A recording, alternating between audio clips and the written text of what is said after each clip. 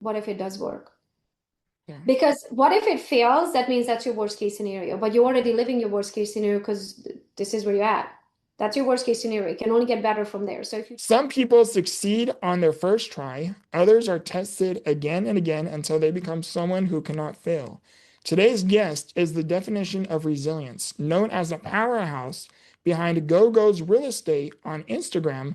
Gogo Bethke went from arriving in this country with just $200, no connections, and no English to becoming one of the most influential voices in real estate.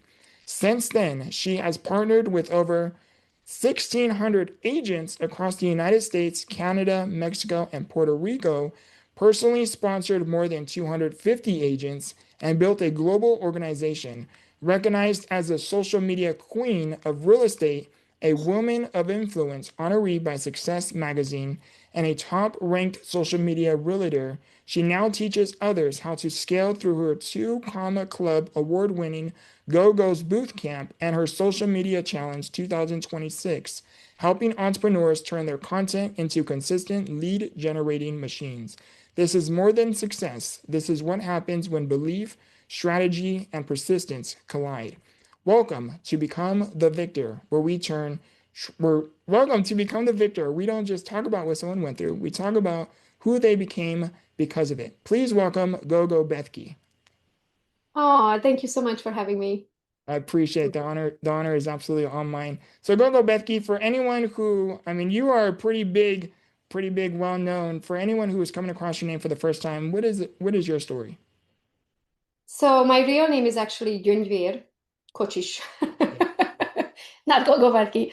But got married. My husband's last name is Bethke, and so I got that name. And then when I got into real estate, let's just say Gunvir, the good old Hungarian name, is not the easiest to pronounce for Americans.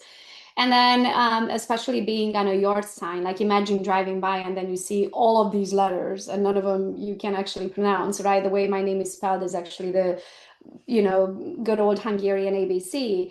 And so I had to like shorten it to make it easier where people would actually want to call me and pronounce my name. And so I became Gogo Bethke as the world knows me today. And I built my name and my so-said empire through the real estate world. So I did all kinds of, I came to the US in 2003. I was 21 at the time. I didn't know anyone on this whole continent and I barely spoke English. Like I thought I spoke English until I arrived in New York. And then the guy was talking to me at the airport and I didn't understand a word he was saying. And I said, English, please. And he said, I'm speaking it. And I was like, oh, I'm like, if you're speaking English, then I'm not speaking English. Granted, in Eastern Europe, when we get taught English, they teach us the British English, the proper English, different pronunciation, different wording, all that. So I learned that. And let's just say New York slang and proper English are like not on the same vocabulary. Yeah. And so I got a reality check. So it took me a while to learn the language, but I did come as an au pair or live-in nanny. And I live with my host parents in. So I learned to be an au pair in New York. I had like a 2 week training. From there, I flew to Michigan. In Michigan, I was with my host family and I helped them raise 4 kids. And then 2 months after arriving to Michigan to be an au pair, I met my husband at St. Patrick's Day in a bar. 2 months after that, I was moved in with him, and 2 months after that, we were married. So that was over 23 years ago. Happily married. He's my best friend. We have 2 boys. They're 17 and 19. So we did the whole single married life for about 5 years. And then we ended up having boys. And I didn't get licensed until 2011. So I came to the US in 2003.